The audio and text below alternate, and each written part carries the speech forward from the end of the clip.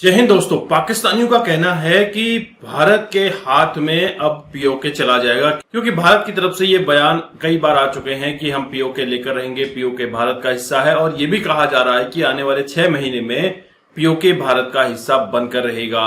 और इसी के ऊपर ये पाकिस्तानी रिएक्शन वीडियो है। एक तरफ पाकिस्तानी कहते हैं कि भारत का कश्मीर हमारा है वगैरह वगैरह। 1947 से लेकर अभी तक पाकिस्तान में यही गुट्टी पिलाई गई है कि भारत का कश्मीर हमारा है और कश्मीर के भाई हमारे हैं वगैरह। तो चलिए इस वीडियो में हम पाकिस्तानी रिएक्शन देखते हैं। बचपन से मैं भी और हर पाकिस्तानी ये सुनता आया है कि जो इंडिया साइड कश्मीर है वो इंडिया ने कब्जा कर रखा है और वो जल्द हम अपने साइड पे कर लेंगे। शहबाज शरीफ साहब तो कहते हैं हम पड़ोसी मुल्क को पीछे छोड़ जाएंगे, वो हर चीज में तो भारत को ले आते। एक मुल्क के अंदर जानवर पर इतना जुल्म किया जा रहा है, एक वडेरा, एक फ्यूडल लॉर्ड उसको किस तरीके से कुल्हाड़ियों से उसको मारा, और दूसरी तरफ दूसरे मुल्क का वो देख के कह रहा है कि कितनी ज्यादती हुई है, तो उसने उसके लिए हेल्प करने के लिए उसकी मदद की है। तो ये कश्मीर भी क्या पाकिस्तान के हाथ से जाता नजर आ रहा है? मेरा क्वेश्चन होगा, अगर आप पीआईए को मैनेज नहीं कर पा रहे, रेलवे को मैनेज नहीं कर पा रहे, तो पाकिस्तान को किस तरह मैनेज करेंगे?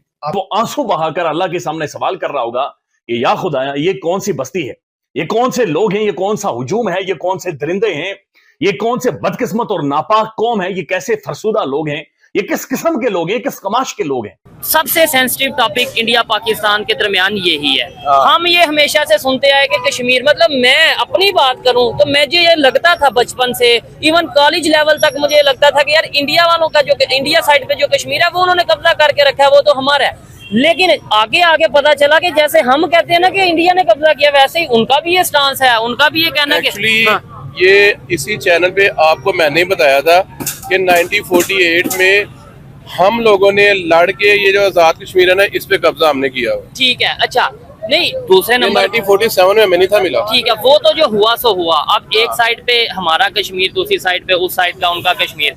लेकिन अब खबरें ये आ रही हैं, उनके पॉलिटिशियन ये कह रहे हैं कि 6 माह के अंदर अंदर जो इस टाइम कश्मीर की सूरत हाल है, जो प्रोटेस्ट चल रहे हैं, जो भी सूरत हाल है, 6 माह के अंदर अंदर कश्मीर उनका होगा। जो सूरत हाल पाकिस्तान में है ना, इंडिया को मुझे लगता है कुछ करना ही नहीं पड़ेगा। अच्छा, मतलब क्या कहना, मतलब 76 साल से जो काम नहीं हुआ, आपको लगता है 6 माह में हो जाएगा? 76 साल से कश्मीर, पाकिस्तानी कश्मीर में इतना प्रोटेस्ट भी नहीं हुआ। ठीक हो जो ये अब पिछले 1-2 माह में हुआ, आप यूट्यूब उठा के देखें, आपको पता चलेगा। वहाँ पे तो पाकिस्तानी जो इदारे हैं उनके ऊपर पथराव, तो इस तरह की चीजें होती रही हैं। ठीक है, और वो पता नहीं लॉन्ग मार्च और पता नहीं क्या क्या करते रहे हैं। ये 76 साल पहले भी नहीं हुआ। कश्मीरियों को उठाया भी गया है, कुछ खबरें ऐसी भी ये हैं। सारा आपको पता है। तो फिर जब उनको उठाया भी गया ठीक है, और वो लोग रोड पे आए हुए हैं, और यहाँ पे है मेरे 1-2 वाकिफ कश्मीरी, उनसे मैंने कहा यार कोई मसला क्या है? कहते यार 76 ईयर्स है, ना कोई इंडस्ट्री है ना कोई बिजनेस है, हम लोग वो एरिया छोड़ के आपके सिटी में जॉब के लिए आते हैं, और पाकिस्तानी एक 28,000 पे जॉब करते हैं। ठीक है, और मैं देखने वालों को बता दूं, पाकिस्तानी 28,000 जो है ना, यहाँ पे बकरे का गोश्त 2200 रुपए किलो है। ठीक है, और जो गंदुम है वो तकरीबन ऑलमोस्ट 3,900 रुपए मन रेट है गवर्नमेंट का। ठीक है, तो 28,000 में क्या गुजारा? 28,000 से क्या होगा? और एक बिजली का bill normally on an average 10 से 12,000 आ रहा है बंदे का। ठीक है, और ये जो 28,000 इन्होंने सैलरी बताई है ना, ये वो सैलरी है जो अगर कोई प्रोफेशनल बंदा होगा या किसी भी फील्ड में, मतलब ये मैं मजदूर की बात कर रहा हूँ, स्किल्ड लेबर होगी, उसकी 28,000 है। अगर आपने जाना है दिहाड़ी पे या मतलब डेली बेसिस पे, तो आपको मंथली 15-20 के राउंड अबाउट भी आपको वहां से लोग आके यहाँ पे जॉब करते नजर आ रहे हैं। फिर यहाँ पे रहना, रूम का रेंट देना, और खाने पीने के अखराजात और किराया आने जाने का, उन्हें तो बचता वो 5,000-6,000 पीछे भेजते होंगे। और क्या, ऐसे ही है। और एक चीज मैंने और नोट की, जितना मुल्क इकोनॉमिकली स्ट्रांग होता है ना, उसकी जो यंग जनरेशन होती है ना, वो ऑफिस में काम करती है। ठीक है, जितने मुल्क इकोनॉमिकली होते हैं ना कमजोर, उसकी यंग जनरेशन पढ़ाई नहीं करती, वो सड़कों पे काम करती है। तो उसमें आर्ज़ू दर हकीकत जब सोसाइटी में तनख्वाह कोई भी ज्यादती किसी से की जाए एक तबके से, और दूसरा इस वक्त अगर देखा जाए तो आपके माफियाज हैं, आपका हर इंस्टीट्यूट, जुडिशरी अब एक माफिया बन चुकी है, दूसरे माफियाज हैं आपके, सारे एक दूसरे के साथ लड़ते हैं, झगड़ते हैं। मेरा क्वेश्चन होगा, अगर आप पीआईए को मैनेज नहीं कर पा रहे, रेलवे को मैनेज नहीं कर पा रहे, तो पाकिस्तान को किस तरह मैनेज करेंगे? आप वो कहते हैं this is larger than your pay grade, this is आप 1947 से to maintain a country is above your pay grade. आपको, आपके अंदर ना कौमियत है ना फेथ है, तो फिर ये इस कंट्री इस तरह तो नहीं चलते ना, इस तरह तो पकौड़े की दुकान नहीं चलती, इस तरह तो कोने में पान का खोखा नहीं चलता जिस तरह आप कह रहे हैं कि हमने कंट्री चलाना है। रंग रंग की बोलियां बोल रहे हैं, जो गवर्नमेंट आती है 6-6, 7-7 पार्टियां मिलके आती है, फिर 8-8 पार्टियां लूटती हैं, सियासतदान अलग लूट रहे हैं, जुडिशरी अलग लूट रही है, दूसरे कुछ लूट रहे हैं, स्वाय डाकों चोरी के, और बता दें मुझे कुछ हो रहा है।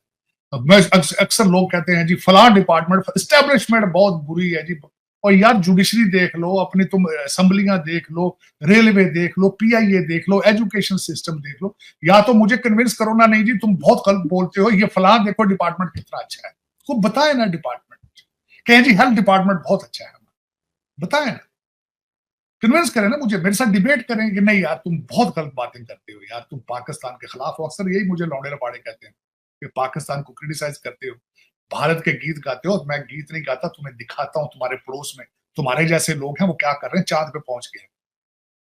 वो क्या लफ्ज बार बार आता है, कहता शर्म हमको मगर नहीं आती। तो फिर मैं तो कोशिश तो यही करता हूं कि शायद आपको शर्म आ जाए, लेकिन देखें कहीं से शर्म मिलती हो तो 10 किलो खरीद लो लेना यार अच्छे रेट में। तो ये Islam is a foreign religion for Pakistan, आप इसको समझ ही नहीं पाए, आप इसको समझ ही नहीं बिल्कुल आपको, नहीं, बल्कि आप इस वक्त अगर देखा जाए, एक तो इनको हम देखें, मैं हमेशा ये कहता हूँ we are the children of Indus valley, Indus river, वहां से इंडिया निकला, पाकिस्तान तो अभी कल बना। यहाँ पे जो मजाहिब थे हमने किसी को पूरे तरीके से नहीं समझा, किसी को समझ, अफसोस वाली। लेकिन ये कि आरज़ू दुआ खैर ही हो सकती है, काश कि हम चले मजहब नहीं तो अपनी लैंड के साथ ही वफा कर लेते, अपने कंट्री के साथ ही वफा कर लेते। लेकिन देखिए आने वाले दिन बहुत खतरनाक है। जो मैं आखिर में बात ये करना चाहूंगा, हामिद मीर साहब ने अगले दिन अपने इंटरव्यू में कहा है कि 2 बड़े बड़े थिंक टैंक्स हैं, किसी ने 2 थिंक टैंक हैं, एक तो भारतीय है, उसने कहा है कि 2030 तक पाकिस्तान खत्म हो जाएगा पीसेस में। एक अमेरिकन थिंक टैंक है जिसने कहा है कि 2033 तक पाकिस्तान डिवाइड। बहुत बड़ा माफी। क्या पाकिस्तानी इसको सेव करने के लिए कुछ कर रहे हैं? ना, जीरो।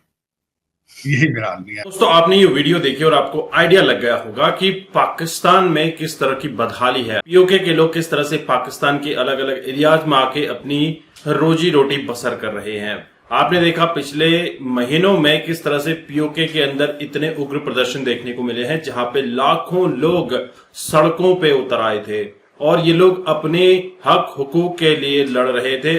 और इसी एवज में पाकिस्तानी सरकार ने आनन फानन में एक बजट भी पास किया। अब देखना यह होगा कि यह बजट क्या उनके पास पहुंचता है या बीच में ही ब्यूरोक्रेट्स इसको हजम कर लेते हैं।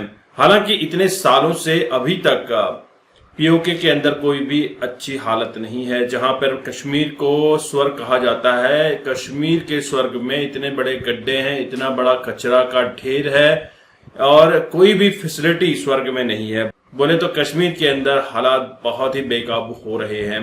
और यही सब कुछ देखते हुए भारत के पॉलिटिशियंस ने कहा है कि आने वाले 6 महीनों में कश्मीर का हिस्सा बन जाएगा पीओके। बोले तो भारत के कश्मीर में पीओके मिला दिया जाएगा और पीओके के लोगों को सुविधाएं मिल पाएंगी। 76 ईयर्स से पीओके के अंदर या फिर हम पाकिस्तान की बात करें, कोई भी ऐसी इंडस्ट्री नहीं है जहां पे लोगों को रोजगार मिल रहा हो। अगर हम बात करें, जिस तरह से आपने वीडियो में देखा, 1 किलो गोश्त की कीमत 2200 रुपए है। बोले तो इतना महंगा गोश्त कौन खा पाएगा? सिर्फ वही खा पाएगा जिसके पास काला धन है। तो दोस्तों पाकिस्तान में लगातार क्राइसिस दिख रहे हैं, आने वाले समय में और भी क्राइसिस देखने को मिलेंगे। वहीं पे पाकिस्तान के प्राइम मिनिस्टर वजीर आजम साहब कहते हैं कि हम भारत को पीछे छोड़ देंगे। अब भारत को पीछे छोड़ने की बात मत करो, अब बात करो अफगानिस्तान को पीछे छोड़ने की, क्योंकि अफगानिस्तान भी पाकिस्तान से बेटर रिजल्ट दे रहा है, बेटर कर रहा है अपने लोगों की खुशियों के लिए, अपने लोगों को सुविधाएं मुहैया कराने के लिए। अफगानिस्तान नए नए पैंतरे अपना रहा है और अलग अलग देशों के साथ डील कर रहा है। हालांकि अफगानिस्तान एक ऐसा देश है जहां पे बहुत समय से लड़ाई छिड़ी रही, लेकिन अभी उसकी हालत पाकिस्तान से काफी अच्छी होती दिख रही है। और पाकिस्तानी कहते हैं हमें जज्बा है वगैरह वगैरह, लेकिन ये जज्बा सब फुस हो जाता है जब पेट की आग बहुत तेजी से फैलती है। दोस्तों आपके क्या विचार है जरूर कमेंट कीजिएगा। चैनल पर नए हैं, चैनल को सब्सक्राइब करना मत भूलिएगा।